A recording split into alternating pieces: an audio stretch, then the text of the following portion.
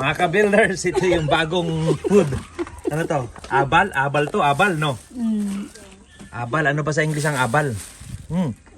Salagubang. Yan, no?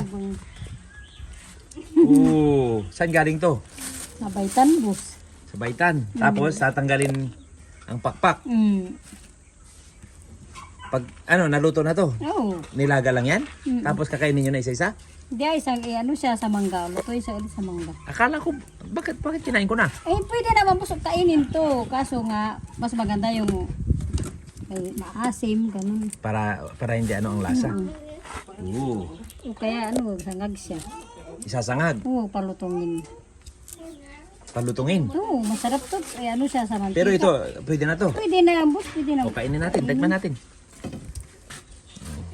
Ito, isa. Itong isa. Pagdating nga si Budong, isang na. Ito.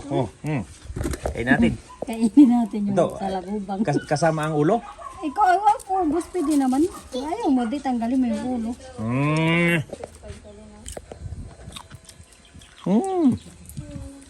Sarap. Hapay pino, yung hit, boss. Tikman mo to, masarap. Sarap. Isa pa. Sarap. Yue. Ay, bili boss ate, pag tindala. Magkano ba to? 35 isang gatang. Isang gatang? Oo.